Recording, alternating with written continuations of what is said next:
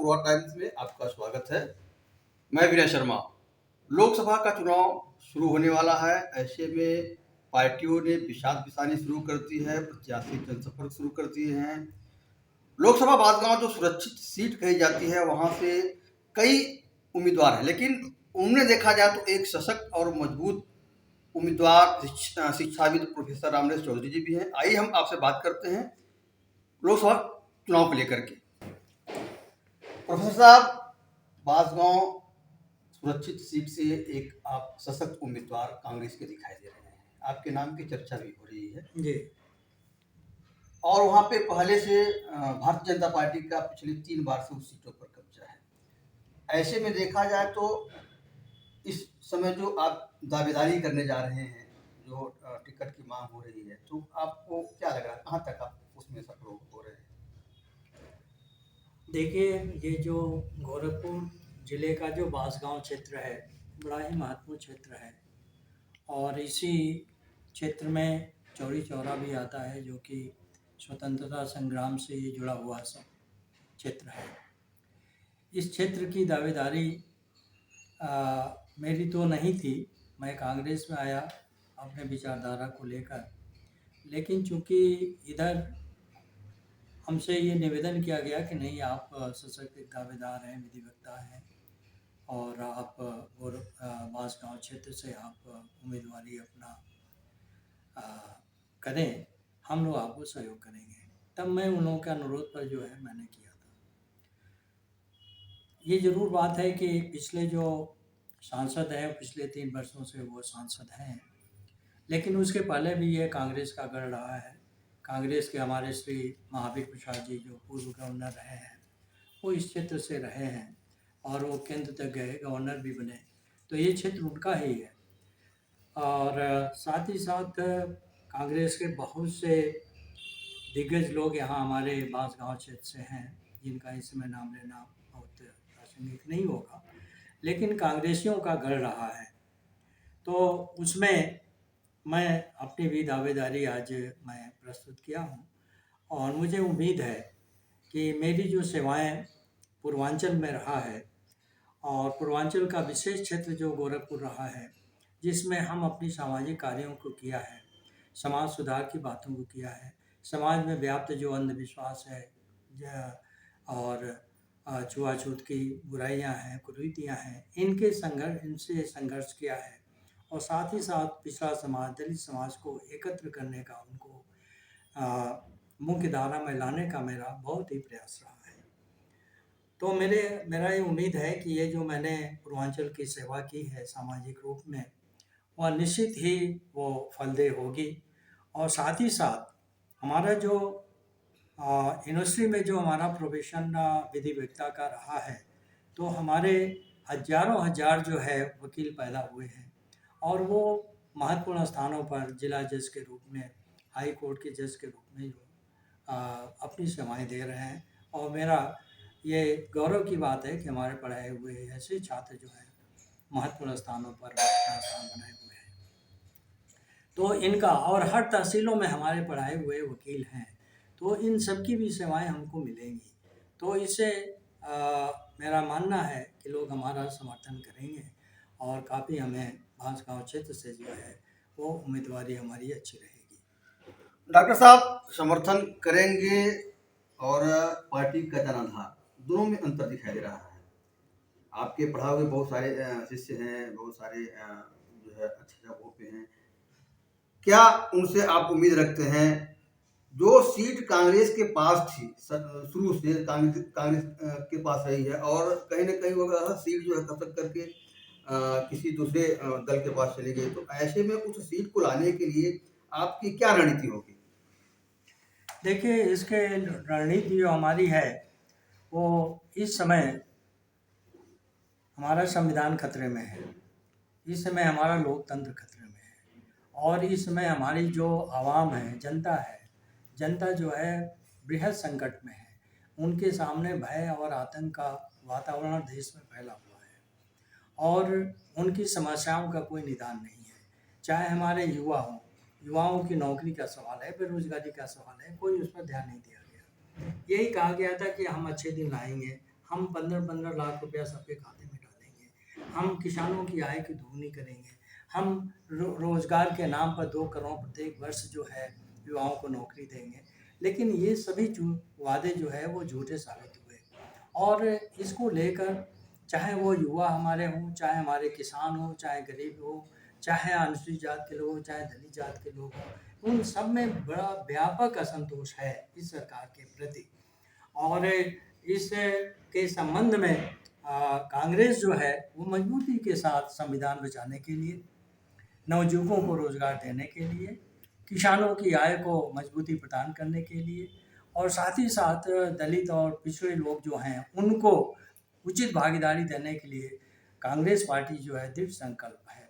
और इस संबंध में हम ये भी कहना चाहेंगे कि इसमें जो भूतपूर्व राष्ट्रीय अध्यक्ष राहुल जी हैं, जिन्होंने पूरे देश की यात्रा की और उस यात्रा में ऐतिहासिक यात्रा ये रहा है और इस ऐतिहासिक यात्रा से उन्होंने दिखा दिया कि हम एक जननायक के रूप में, राष्ट्र नेता के रूप में हैं और उनकी लोकप्रियता जो है पूरे भारतवर्ष में, हिंदुस्तान में फैला हुआ है, उसका भी लाभ हमारे कांग्रेस पार्टी को मिलेगा। और उनकी ये दावेदारी है कि हमारी पार्टी अगर कांग्रेस सत्ता में आ गई तो निश्चित है कि हम युवाओं को रोजगार देंगे, उनकी जो नौकरियां जो ख़त्म कर दी गई उनको हम बहाल करेंगे, किसानों की आय को MSP है हम उसको देंगे, उसके लिए हम तुरंत कानून बनाएंगे। और इसके साथ ही साथ ये भी आया है कि ये जो कर्मचारी हैं जिनका जो पुरानी पेंशन है योजना जो समाप्त कर दिया गया, ये आप समझें कि जो पुरानी पेंशन योजना है वो संविधान के आर्टिकल 21 के अंतर्गत जो जीवन का आधार है, यह हमारे जो रिटायर्ड कर्मचारी हैं उनके लिए जीवन है, जीवन का आधार वो प्रदान करता है, उसको समाप्त कर दिया और भाजपा सरकार ने खत्म किया है, उसको लाने का कोई प्रयास नहीं किया जा रहा है। और झूठे वादे जो है अन्यत्र रूप में कि ये प्रोविडेंट फंड है, ये ऐसा है वैसा है, इससे बड़ा लाभकारी है, ये कहकर जो है इनको गुलाम में रखा जा रहा है। मेरा तो ये कहना है कि अगर वो ये स्कीम जो आप दे रहे हो अच्छा है, तो जो हमारे MP और MLA उनको जो आप स्कीम दे रहे हो उनको क्यों नहीं ये स्कीम दे रहे हो, पुरानी स्कीम क्यों नहीं उनसे ख़त्म कर दे रहे हो। और यदि उसको बनाए रखना चाहते तो हमारे कर्मचारियों को भी वो पुरानी पेंशन योजना आनी चाहिए और ये उनके जीवन का आधार है। ये मेरा ये मानना है कि ये आर्टिकल 21 जो संविधान कहता है उसके अंतर्गत उनका अधिकार बनता है, लेकिन इस अधिकार से भी वो वंचित है। हमारी सरकार कांग्रेस का कहना है कि हम आएंगे तो सभी चीज़ों को हम जनता को देंगे, जनता को हम संविधान की सुरक्षा देंगे, लोकतंत्र की सुरक्षा देंगे, नवयुवकों को रोजगार हम हर साल देंगे, किसानों का MSP हम देंगे। प्रोफेसर साहब, आपकी बात को रोक करके मैं आ रहा हूँ। जैसे कहीं ना कहीं देखा जाए तो जो अभी जो आप चीजें बता रहे हैं वह पार्टी का मैनिफेस्टो है, वह पार्टी का घोषणा पत्र होगा। वास्तव में देखा जाए तो जो बांसगांव लोकसभा क्षेत्र है वहाँ कौन सी ऐसी जन बुनियादी समस्याएं हैं जिसके लिए जनता परेशान है और जो है उसको आप पूरा करेंगे। देखिए, बांसगांव जो है ये पिछड़ा क्षेत्र में आता है और पिछड़ा इसलिए कि वहाँ पर जो है अभी शिक्षा के क्षेत्र में या अन्य कोई जो विकास के संबंध में है वहाँ पर ये सुविधाएं अभी भी वहाँ प्रदान नहीं की गई है। अभी आप देखें कि कोई बहुत अच्छा जो है बहुत अच्छा हॉस्पिटल नहीं है जो कि लोगों की स्वास्थ्य से जुड़ा हुआ है। स्वास्थ्य इस समय शिक्षा स्वास्थ्य ही मुख्य चीज़ है, शिक्षा स्वास्थ्य रोजगार। तो इस संबंध में बांसगांव क्षेत्र जो है बहुत ही पिछड़ा हुआ है और मेरा यह मानना है कि अगर इस रूप में वहाँ पर ये सब चीज़ें लाई जाए, शिक्षा की प्रॉपर व्यवस्था हो, अच्छे वहाँ पर डिग्री कॉलेज हो, राजकीय डिग्री कॉलेज हो, महिला डिग्री कॉलेज हो, ये सब स्थापित किया जाए, सिविल हॉस्पिटल बड़े बड़े बनाए जाए हर जगहों पर जिससे लोगों की स्वास्थ्य की सुविधाएँ मिल सकें, तो इससे जो है वह क्षेत्र जो है वो काफ़ी लाभान्वित होगा और साथ ही साथ वो राष्ट्र की धारा में भी वहाँ के लोग आएंगे। और मेरा ये मानना है कि अगर इस प्रकार की सुविधा दी गई कि वहाँ जो छात्र हैं, होनहार छात्र जो हैं वो अपनी अच्छी शिक्षा लेकर और अपना नाम और इस क्षेत्र का नाम जो है वो रोशन करने में समर्थ होंगे। प्रोफेसर साहब, राजनीति में कहीं ना कहीं देखा जाए तो जातिवाद, परिवारवाद हावी हो रहा धीरे धीरे और पार्टियां भी उसको देख करके कहीं ना कहीं जो है प्रत्याशी को टिकट दे रही हैं। इसको आप कहाँ तक सही मानते हैं, और यदि सही मानते हैं तो बांसगांव लोकसभा क्षेत्र में जो जाति समीकरण है उसको आप कैसे तोड़ेंगे? ऐसा है, देखिए कि जाति जो रिलेशन है, वो तो इस देश की जो है बहुत बड़ी जो है भयंकर एक चुनौती है। क्योंकि यह देश जो है वो वर्ण व्यवस्था से, आप जानते ही हैं, पहले वर्ण व्यवस्था था, वो जात व्यवस्था में आया और उस जात व्यवस्था में भी अस्पृश्यता ला दिया गया और अस्पृश्यता के कारण जो है वो हजारों हजारों करोड़ लोग जो हैं उनको अस्पृश्यता का दंश आज भी झेलना पड़ रहा है। तो ये निश्चित है, ये तो देश की राजनीति है और इस जात व्यवस्था को हम समाप्त नहीं कर सकते हैं और इसको ना समाप्त करने के लिए ना तो कोई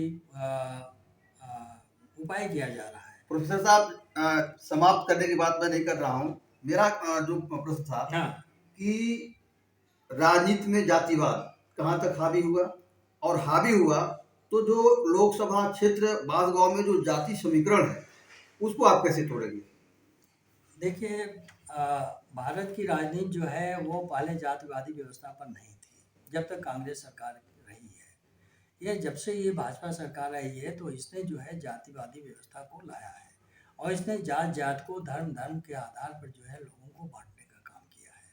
ये तो एक तरह से ये सर्वरूप में विदित है कि देश को जो है जाति और धर्म के नाम पर बांटने का काम किया गया है और ये जाति और धर्म को के नाम पर बांट कर जो है ये राजनीति करना चाहते हैं।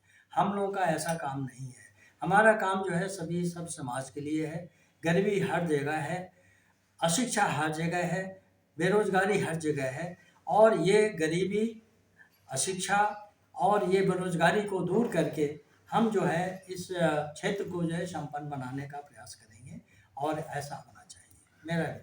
कांग्रेस पार्टी में लोकसभा बांसगांव से चुनाव लड़ने के लिए कई उम्मीदवार हैं, उसमें एक आप भी उम्मीदवार हैं।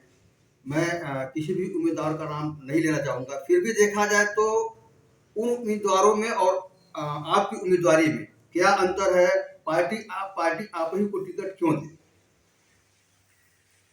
ये आपका बहुत ही अच्छा सवाल है कि पार्टी हमें क्यों ही टिकट दे। ये जब से मैं वैसे हम लोग परिवार, हमारा परिवार जो है बहुत पहले जब दो बैलों की जोड़ी थी तब से जो है हम लोग कांग्रेस से जुड़े हुए हैं और मैंने ये हमेशा ये प्रयास रहा है कि लोगों को कांग्रेस से जोड़ने का प्रयास किया जाए। जब 2012 में जब इस कांग्रेस को सत्ता से हटाने का प्रयास किया गया था और अन्ना हजारे ग्रुप जो है वो दिल्ली में जंतर मंतर पर किया था, उसमें मैं वहाँ मौजूद था और न्यायपालिका में भागीदारी के लिए मैं वहाँ पर, हमारा ग्रुप जो है वहाँ पर मौजूद था और हम लोग भी वहाँ पर धरना दे रहे थे। उसी समय इन लोगों का चला था और इन लोगों का जो ये कांग्रेस को हटाने का जो, भगाने का जो प्रयास रहा वो सफल हो गया। कांग्रेस जो है सत्ता से हट गई और 2014 में जो है वो बिल्कुल ही कांग्रेस का सफाया हो गया। भाजपा सरकार आई। भाजपा सरकार पहले और दूसरे वाले में भी काम तो किया, लेकिन ठीक है, उनका वह अपना अप्रोच है, जो उनकी राजनीतिक सोच है, विचारधारा है, उस अनुसार उन्होंने उन लोगों अपना सत्ता को चला रहे हैं, कर रहे हैं। लेकिन मैं जब से कांग्रेस ज्वाइन किया 2016 में मैंने कांग्रेस को ज्वाइन किया और मैं देखा कि देश विकट संकट की स्थिति में है और उस समय मेरा मानना था कि संविधान खतरे में है, लोकतंत्र खतरे में है और ये सरकार बनी रही तो निश्चित है कि ये लोकतंत्र समाप्त हो जाएगा, देश का संविधान समाप्त हो जाएगा और आवाम के जो हक हकूक़ हैं, उनके अधिकार हैं, वो भी समाप्त हो जाएंगे। जो हमारे फादर्स ऑफ द कॉन्स्टिट्यूशन ने जो हमें फंडामेंटल राइट दिया था, directive principle of state policy में कुछ हमको अधिकार दिया था, वो सभी समाप्त हो जाएंगे। ये सरकार खत्म कर देगी और ये अपने हिसाब से तानाशाही रूप में सत्ता को चलाएगी। ये मेरा मानना था और आज वो सही हो रहा है और इसी रूप में सरकार ये चल रही है और ये निश्चित है कि ये भी मानना है कि अगर प्रोफेसर साहब, आपकी बात को मैं काटूंगा। मेरा प्रश्न था, सीधे सीधे हम आते हैं प्रश्न पे जो है कि कांग्रेस में लोकसभा बांसगांव से कई उम्मीदवार हैं, उसमें एक आप भी सशक्त उम्मीदवार हैं, मजबूत उम्मीदवार हैं। पार्टी आप ही को टिकट क्यों दे? मैं सीधे इस पे आता हूँ। हाँ, इस पर ये सही बात है। हमको पार्टी क्यों दे? हम कई उम्मीदवार हैं और जिनका नाम लेना उचित नहीं होगा यहाँ पर, बहुत से उम्मीदवार हैं, सबकी अपनी दावेदारी है और मैंने भी दे दिया है। लेकिन हम कोई बहुत प्रबल दावेदार नहीं हम मानते हैं अपने को। ठीक है, कांग्रेस का हाईकमान है, जिसको वो उचित समझे वो टिकट दे दें और ये अगर उनका होगा तो हम लोग कांग्रेस को सपोर्ट करेंगे, मेरा भी उसका सपोर्ट रहेगा। जहाँ तक कैंडिडेट्स का है, अगर एजुकेशन को आप ले लीजिए, कार्य को ले लीजिए, सामाजिक कार्यों को ले लीजिए, राजनीतिक कार्यों को ले लीजिए, तो मैं निश्चित रूप में कहूँगा कि हमारी तुलना में कोई दूसरा व्यक्ति नहीं है। बहुत से लोग आएंगे, बहुत से लोग अपनी दावेदारी करेंगे, बहुत से ऐसे भी दूसरी पार्टी के हैं, वो कह रहे हैं कि साहब हमको कांग्रेस ज्वाइन कर ले तो हम यहाँ की उम्मीदवारी दे तो हम कांग्रेस में ज्वाइन कर लें। ऐसे लोग भी हैं, सपा और बसपा के लोग हैं, कह रहे हैं कि हमको कांग्रेस ज्वाइन करा दे और टिकट दे दे तो हम कांग्रेस ज्वाइन कर लें। तो ऐसे लोग भी हैं, तो दावेदारी बहुत है।